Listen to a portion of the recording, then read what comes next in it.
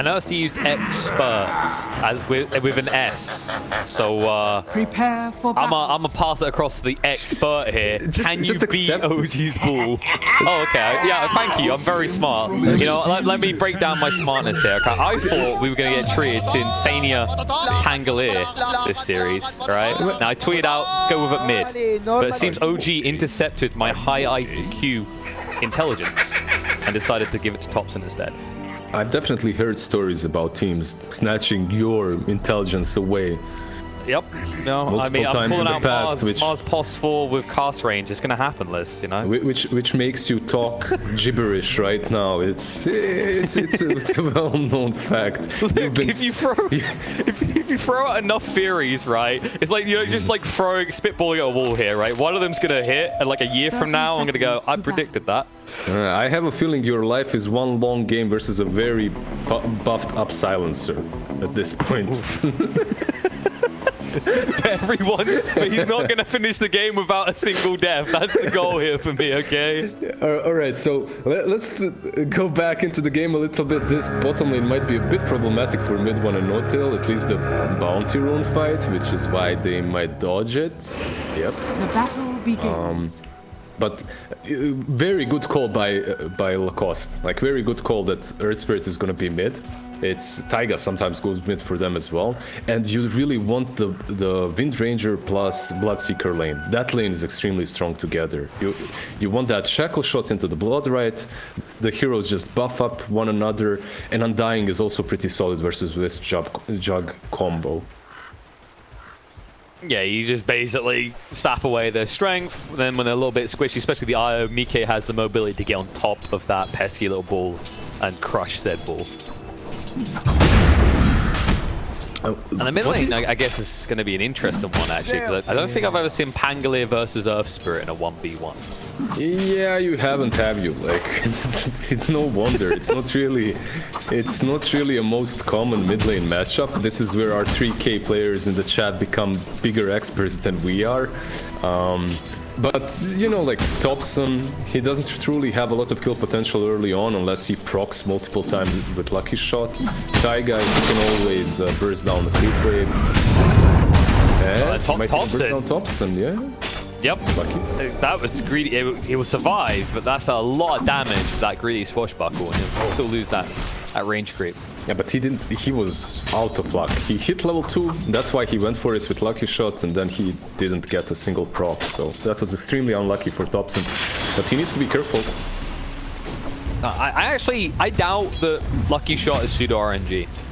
As a man who's sat there being beaten up by a carry many times while praying for a proc and getting like 10 hits in with not a single Lucky Shot, I'm convinced that it's true RNG.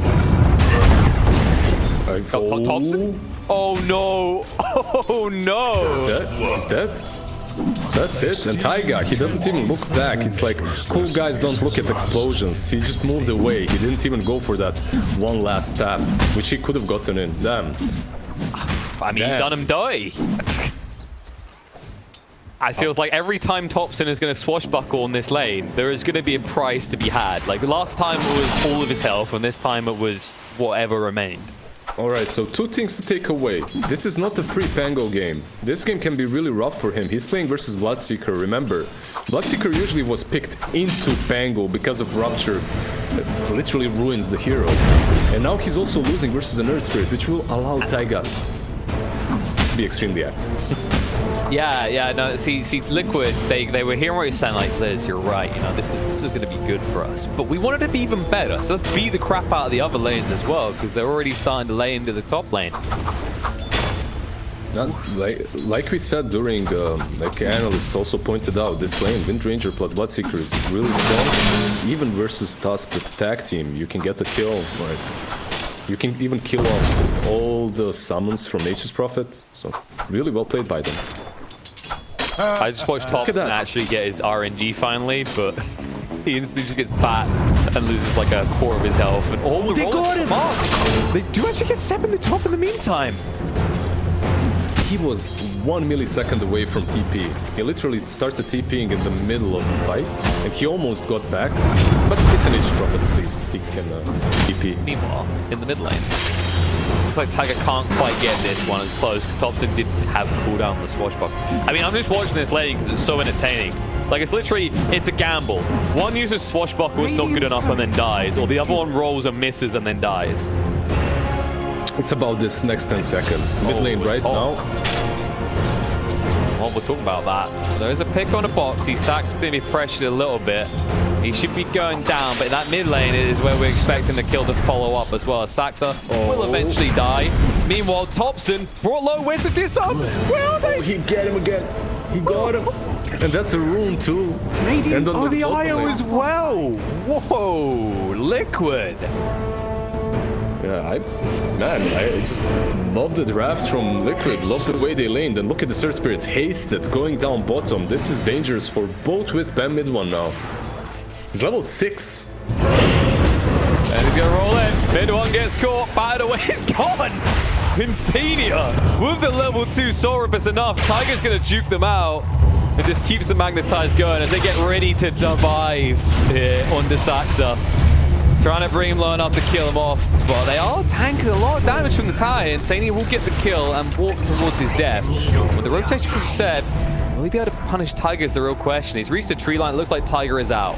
And Mike, he will get the kill, and he can actually get away from this. He's got the wand, so he will have the mana to get away. He's actually just trying to min-max the bait Seb in. He realizes the Sprout's going to come out. Seb, he'll punish him for it. Oh, he min-maxed that, all right. The good min-maxing. That sentry was right there on point, and Seb played that perfectly well. The Sprout, like, he only had one tangle, so he couldn't get out of that Sprout as it was surrounded by trees.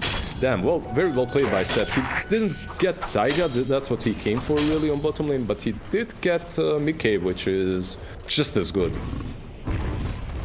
Yeah, and that's what you want to see, right? It's like that is the advantage that OG have early on because Nature's Prophet, and should have as the game goes on compared to Liquid, is they are a lot more globally mobile Radiant's top tower than is under Liquid. So attack. this good start is good for Liquid, but it's crucial that they find a way of kind of grouping up as the laning phase starts to close out. Oh, certainly. Certainly. OG is very global with this lineup. They're mobile in that way, but you also have to remember that Liquid are just as strong in that department, or at least during teamfights. Taiga mid lane? Nope, ain't gonna work. It's not like that. That ain't how it goes. Nice long shackle shot. Thompson is rolling in deep. Seb is here. They want that kill, and they'll look to close it as No Cell arrives as well. Team OG just put Taiga in his place. I wanted to say, because of Koipan Bloodseeker Thirst, because of Rolling Boulder, because of Weaver and Windranger, you're just extremely fast in Team Liquid, but right now, OG, they're making all the right moves after the bad laning stage. Yeah, that's the thing. That's the thing they've always kind of been credited with, right? Like, is understanding their timing so well. It isn't about whether they had a good or bad laning phase. It's about what their heroes can do in unison. Taiga trying to punish him for it. Saxa will snowball away from the tower. Shackle shot does connect onto the wee little tree, and that's going to cost Saxa his life, as Seb was just desperately trying to help him. Like, what was that shackle shot? Like, it connected on a creep that was, like, not even a million miles away, Lizard. A million miles away. I can't with this hero. You know what makes it worse as well? It's because Dota like works on a flat basis, but because it's on elevated, low ground, it looks longer than it is. And that one, see, that one's more reasonable. Thompson dead. Oh no, Saxa. He almost had the save. It might cost him his own life now, as he no longer has the snowball. Boulder Smash is going to be there. And they're getting more than a little love tap here as the Blood Ray is able to sidestep it. Now they want to punish this. Taiga in a little bit too deep. They're going to throw out the rupture. Rapid Nature through, bat away. Taiga says, yoink, I'll take that one with me. That was a nice kick. Yeah, he still falls. He gets the support, which isn't really what he came for. He did stop Notel and mid one from farming, and also Weaver is farming top lane and pushing in the tower, which is already on 50% HP, which is nice. But that's Taiga right now. He is a very fat position forward. That's how you can look at the Surge Spirit. He'll be just sacrificing himself as much as possible to create plays and get his team to where they need to be. Yeah, he's El Capitan of space. And, you know, his box, he's still going to be in that free roll as the game goes on. You can kind of feel that's going to happen. It's just going to take a bit of time. And I'll be interested to see what this Windranger can do as the game goes on. As you know, there is a lot of easy ways to kind of hit these shackle shots in these fights, especially against the Nature's Prophet and his little army. Dire's middle tower is under attack. And he did go for a peculiar build as well on Wind Ranger. Nothing super out of ordinary, right? He went for 2 null talismans. Yeah, all right. So he's going for the javelin. Like Yeah, me right clicker build. Exactly. Seb, bot lane, should be fine. Dead. Someone else is not going to be fine. Oh, quick foot! Surrounded on all sides by the trees, disarmed so he can't even try and fight his way out. He's gone. That was some StarCraft or Warcraft shit right there with that surround. Really well played by Seb. Is under attack. You just hate it when you see it. You can feel for the person getting trapped like that. Now, mid one. Ooh, nice deny. Didn't get the tombstone. They want no tail though. The problem is he's tearing away to the creep wave. They're going to die for this, and it might backfire if they're not quick with this. Instead, they do get to kill the power shot. Omni Slash bouncing around. Not good enough. Snowball through will connect them to Mike, but Seb decides it's not worth showing up here. He'll cancel his teleport and continue to push far. There's no way to punish Liquid here. Mid, however, there's problems. They've lost him. Thompson's down again. Way too squishy against this magical damage. You just can't use roll. I mean, I am not really sure. I'm not completely sure why they last picked Pango into such. I'd be happy to be proven wrong, and I'm happy to learn. But this looks like such a rough Pango game that they last picked it in. I mean, I was hoping we were going to see some sort of evolutionary build where he's like, Pango is an agi hero. He would make a very good right-clicking hero, and we'd just see like your classic carry items, but. No, he's pretty much just... I mean, he's going for the Maelstrom, so I got a feeling we're going to see, like, the Thompson special... Well, not special, but typical, right? Where he just gets, like, Ags. Maybe some extra form initiation. And that right-click idea, for me, is on the same level, like, let's play Meepo with only one Meepo, where there's too much AoE. Yes, the I've never microed in my life strategy. I like that one. It goes up there with the Invoker, let's just level Exhort and build right-click. Love that one. Yeah, or the good old Invoker with Ghost Walk and Radiance. That was something else. Just follow people around.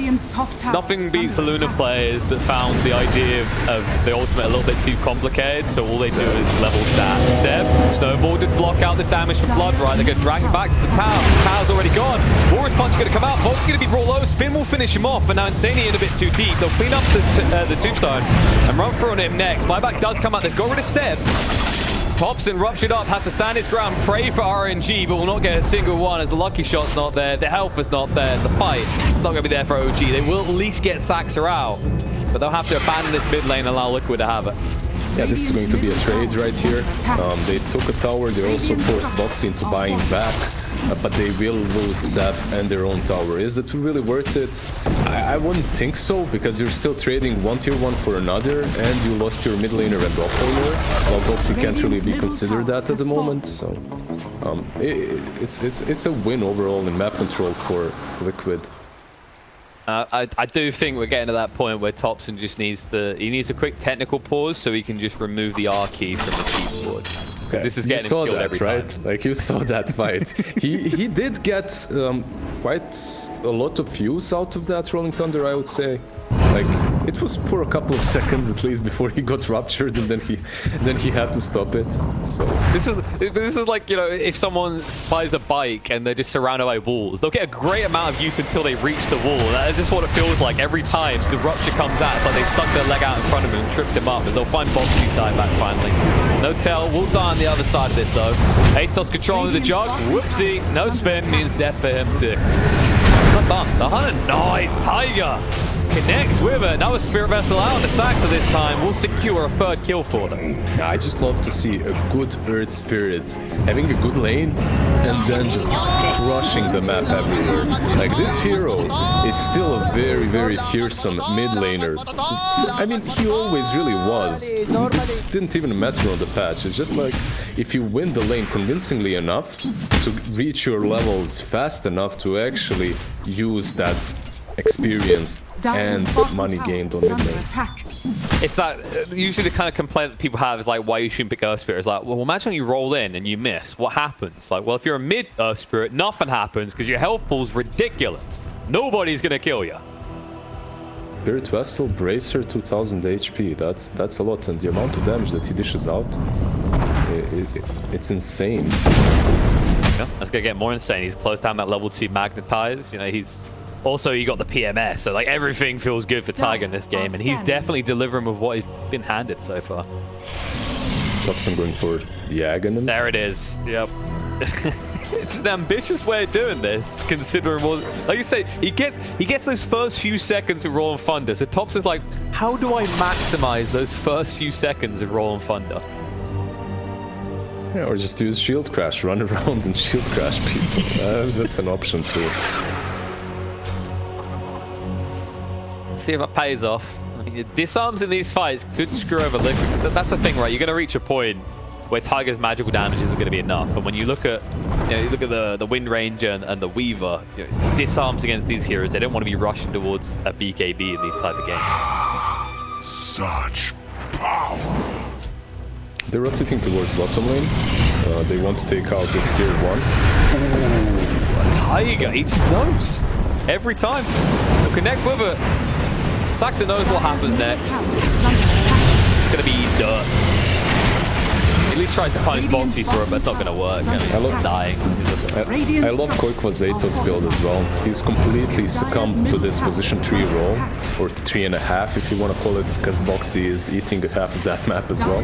Top lane. I go for more. Roland's there. Seb caught out. He's got a TP to try and escape, but the Roller's there. They'll clean up no tail. They'll turn around for Seb as well. Mid one, he will at least get away, but not before he can't even take the tower. Right now, any move OG make it's like a reflection of game 1. They get punished everywhere. A golden thread. We could see Saxa rotated bottom. He's trying to kill off Boxy. Topson's going. Boxy, he did already use the wind run. He'll hide in the corner. Low on the face of Topson, but they'll still kill him. Yeah, that was a nice way to dodge Pango ulti, but Saxa is there. Yeah. I mean, there was 2 beautiful parts to it. One part is good dodge. The second part is, where did Topson just bounce off to? Why is he going in a completely different direction? Gabe? Still find it baffling some of the ways that Pango turns on angles. Yeah, and when he hits some random rock on the map that you don't actually see, and just moves away that. Yeah, there's a couple of places like around the castle top radiant, like the tree camp area. He can hit some very weird spots. Same in the Rosh pit. When he starts bouncing back and forth in the pit. Well, then there's just some other ones that are awkward because they should be hitboxes, but they're not. So, like, look at the top, right? Near the POS one. There's this... Oh, Topson. The fight going on, actually. Oh, Topson! Saved by the snowball for a millisecond before he still goes down. Saxa gets hit up by the rupture as well. Power shot through will clean him up. And the 100 for more. BK, so quick across. They know where they're going as well. They'll see no tail. Mid one. He has no TP. He needs an out, and he needs it right now. Seb says, I ain't got one for you, bye. Which is rude. He could have given him the TP. But mid one should be safe near this tier 1 bot. They're just hunting them like wolves, and they're all so fast. Everyone is getting movement speed, like Scorchy, the Thirst, Wind Ranger, Brawling Boulder with a talent of 325, like reaches half of the map. It's just so simple for them to find these engagements, and if you poke out your head to try and save someone, you'll die as well, 100%. That's why Saxa fell there. He tried to save and speaking of saves, right, like Insania always arrives just in time to offset any damage OG do. This is kind of the rough part, is like they actually, yeah, they're playing very aggressive, yeah, they're building kind of very aggressive, but they always have that backup plan, the Undying, so it's very hard for OG to find a way of punishing this. Alright, so we've been blowing the horn of Team Liquid for a really long while. Let's look at OG. Yeah, it's still OG. Let's look at... It's actually Seb. No, we can't. We're too busy. We're looking at OG. We're looking at OG dying here. Seb's going to be ran down. Tries to sustain the heal up. Roll Thunder's going to come out, but it's too late. Boxy gets the kill. Topson blocked out by the shards. Couldn't get onto Koikwa. He's going to turn around and go for him.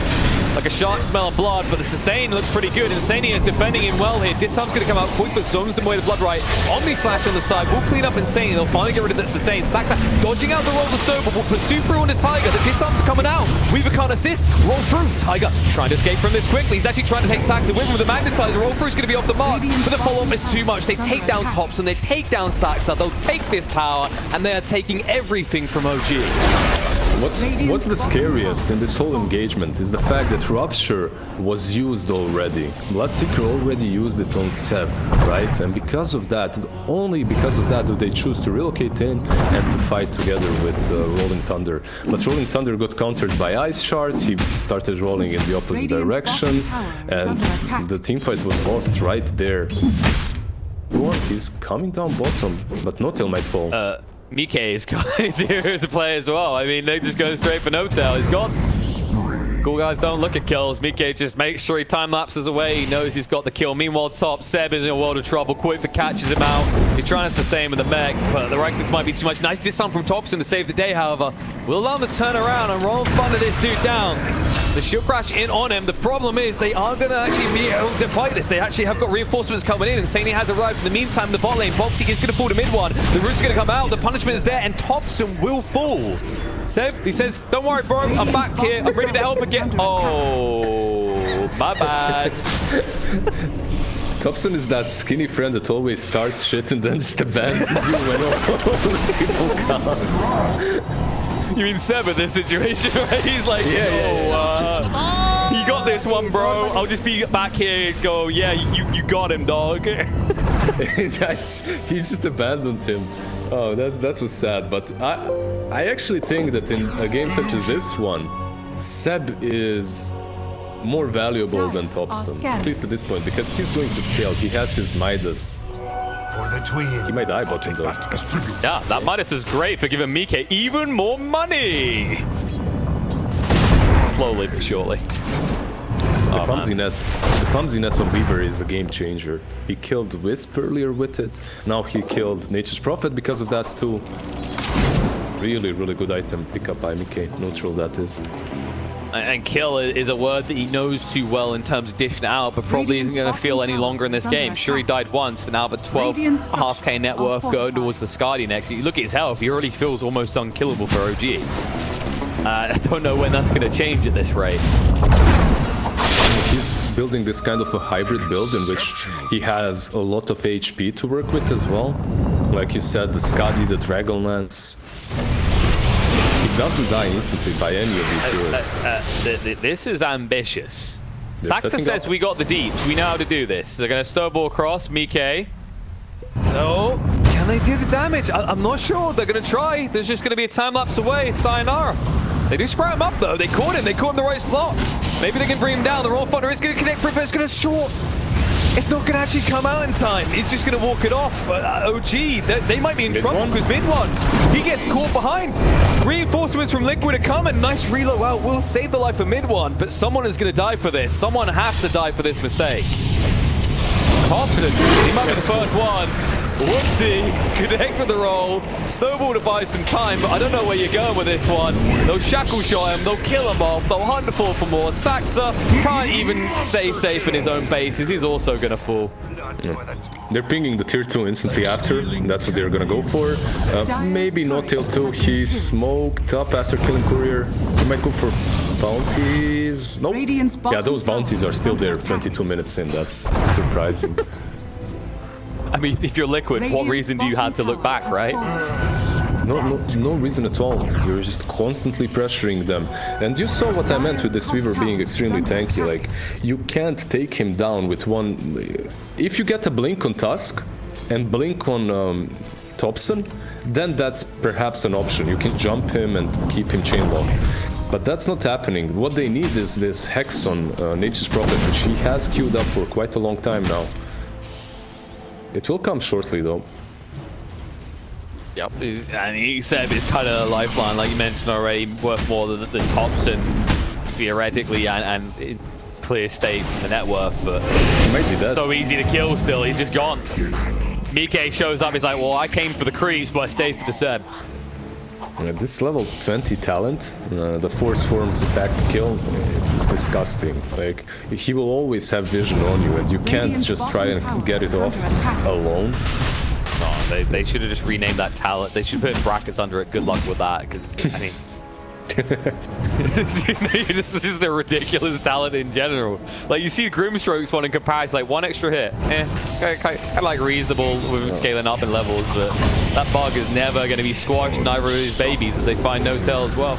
Omni Slash, Boxy. Radiant's top tower is under attack. Boxy don't care. Boxy got this one. With assistance coming in, mid one will be able to TP out. But that's Omni Slash used and gone for 130. I wouldn't be surprised if Liquid, yep, they say that's roach time. But do you see how the way they're moving across the map? It's not like they're objective-based moving. They're more like we're moving for kills and taking anything that's in the way as well. I just love this game style. Yeah, it's just kind of like they kill someone, like, okay, what now? Oh, there's an objective. Well, I guess we're here now, so it kind of feels similar to the way OG played, that where they were just, you know, they kind of always found an objective offer, but they were back and forth, back and forth. It's like Liquid have sat there and gone, we've learned from you, Master. Let us show you what we've learned. I think OG's like how quickly their students have learned. The task is going to be found out. Silence Dart, he's going to fall. Mid one, tries to stand his ground. Wrong fighter through. Thompson with the axe trying to help out. Taiga being whirled away and pushed down to the low ground. It's going to be protected. I was going to be brought down. Thompson's down as well. Mid one, he might be down also as they're going to hunt forward. It's about to try and help. Isn't going to do that at all as it zones mid one away even further. It's going to kill him off as they dive towards Zed. Atos is coming out. Quaker is really feeling it. Not sure if he can get this one, but he's sure as hell going to try. There will be a TP way. The problem is your base doesn't have the luxury of being able to escape. I think just diving him that hard is also, you know, It's the message, right? Yeah, it sends a real message right there. Radiant structures are fortified. They need this Hex right now. 7. He's not getting it yet. And even with it, now Weaver has that ages to work with.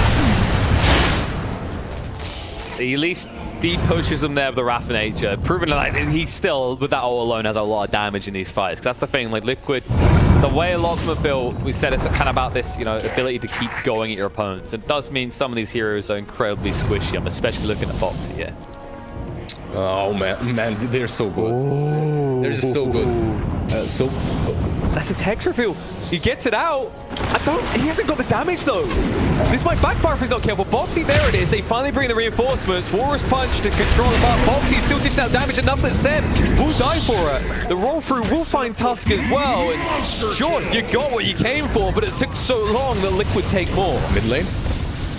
Roll Thunder. Quake for protected by the Glimmer, and he's got that E-Blade, so they can't even Omni Slash him. Rupture's going to come out. Thompson cannot TP away. The Atos is there. And also another death is going to be there as the Blood Right kills him off. Mid one with a DD. Quaker doesn't care. Well, he should actually, because E-Blades will cool down, but there's the lowest. Perfectly timed. I don't know where they're going, but when they come out, mid one doesn't want to be there anymore. Yeah, they don't have any BKB piercing stuns, right? So because of that, it's always easy for mid one to get out. But do you see, before they finish the game, do you see this ward on top lane, on this cliff? That's literally why Boxy baited Nature's Prophet in, but he saw him TPing, he saw him buying Hex. Is under attack. And now, they're going to be baited in the fight they don't want. No tail gets dragged out. He's going to be brought down. I mean, BK, this is one life. I'm not even sure you want it at this point. You don't even get it. Time lapse goes off. We'll turn around, run towards them, say, where the hell are you going, Seth? Down to half HP already. Has to stand his ground fight. Walrus Punch isn't going to be good enough. BK gets that kill onto him. They still cannot get through this life as Saxa has to retreat. The Spirit Vessel on him means he will not want to re-engage. They finally get rid of life. Thompson, he doesn't care about the second life of Weaver though. He goes for the back line. Swashbuckle through. Quick's going to live though. And Thompson, yes, he will get the kill, but it's going to cost him his own life now as he will also fall. He does have buyback, and they didn't take the Raxus still. Well, they might now though. Yep. How do you get through Mickey a second time right now is the question. Snowball. Boxy's fast though. They're all out. Boxy's not out enough though. The disarm lasts so long, the slow is too much. He's gonna fall. They did force a buyback from Thompson, but if you're OG at this point, I think you're fine with that. Yeah, you take whatever you can get because you're still farming up with the Battle Fury. Your Jug is level 15, your carry is level 15 versus enemies level 24. So you really need more space, more time on mid one. This Scotty will be amazing versus the ranged Weaver, but he's just not there yet. But yeah, you have to respect OG. Even when you're 20k ahead, you bow down, you go back, you fight the fight that's actually, well, good for you. No, they understand that there are still ways to win games, right? There's always the opportunity for a comeback. It's not like that person that you're 9 minutes into the game, they say my lane sucks, why is no one rotating here? And then they just throw down their items and run down the lane. Insania is going for Aghanims. Like, alright, like he's really feeling it. Wants to join Mike amongst the unkillables. Tusk, not as unkillable though. Quick will just toy with him a little bit before tapping him out. I really like the C-Blade, by the way, built on Koikla. Usually whenever I'm playing Bloodseeker, I feel like you get the Atos and Crimson or Veil, whatever you needed, and then your item build is, you don't really know in which way to go, right? But E-Blade makes a lot of sense in this game. It's like this hero usually feels like a cookie cutter type hero, right? But that can be a trap where you might just choose to build like your Lotus, your Crimson, your Pipe, and they might not be the kind of game-winning items, but because of the nature of this hero, it's almost what you always think about. Scratch that, man. He's going E-Blade Dagon. Right. This is some 2K strats right here. Blood Rage, E-Blade Dagon, you're gone. You know, MMR is just a number. 2K players with 10 years ahead of the meta. That's where we're going with this. Quick's just catching up now. We'll see if it works out. In theory, if mid one doesn't have a spin, pretty sure he could just instantly die to the burst combo of Quick through alone. With Blood Rage, man, that's 100% zap, an easy zap. That's a finger of death in itself. Radiant are scanning. Nice relocate bottom, but Dire's bottom tower is under attack. They don't have vector protection. This will be Rax's. Are under attack. Yeah. Rax has been the key operative here. It might be more than two, because they could just try and shift across the mid where the creeps are in now. Radiant's bottom barracks. One has to be careful about how he tries to go back to base. He did not have TP for 20 seconds. They're pinging it, they're rolling towards it. Taiga, he spots out Thompson. Thompson needs an out, but he doesn't have a TP, and they know it. They'll catch on to him. The rupture thrown out. No buyback, as you said. Dead for 100 seconds. And Saxa is really giving his best to outpush this mid lane, but Carty will survive for sure. At least he'll survive though. Smoke saves him from the Atos as he moves away. They're really trying right now. They're grasping at straws. Mid lane is being pushed by Seb. You can see the team is creep skipping. Mid one will do the same. Top lane Seb is doing the same. So they're just... Yeah, but the E-Blade on the catapult. Really well played by Seb. Radiant's middle tower. I'll give him a second lane. I don't know if Liquid want to try and go for throw in this situation. Like, they know Panga doesn't have buyback, so maybe that's the play. Taiga, yeah, he leads in. They say, you're right, we can actually just end this right now. That's a long time without tops, and let's force him to fight. Big one finished Skadi, he's leaking back. Do or die. Middle tower has Radiant's Shadow Blade now on Seb as well. Moving in. X thrown out. Mike did actually get the Shikuchi off though, so we'll turn around and move in now. Tusk first up, losing a lot of his health right now. They burst through save, he's gone. Saxa gets the snowball out, but it's not going to count for much. He's still going to fall. He leaves Force Punches first, will buy back. Shackle Shot doesn't connect on anything, so mid one is able to walk away, but the Rupture is on him and they're going for the second tier 4. Liquid, they know they've still got a 20-second window. Tops are still dead for that much time. Shackle Shot coming out, no tail being chased, don't do Glimmercade to try and move away. Juggernaut, can he hit up by the Atos? No chance he's the only side, has to spin instead. They're going to run him down and kill him off. No way back into this, they'll just clean him up and they'll clean up game 2 as Liquid are going to make this score 1-1. Damn, man, after that first game, this really isn't what I expected. Like, they were dominating so hard in the first match, but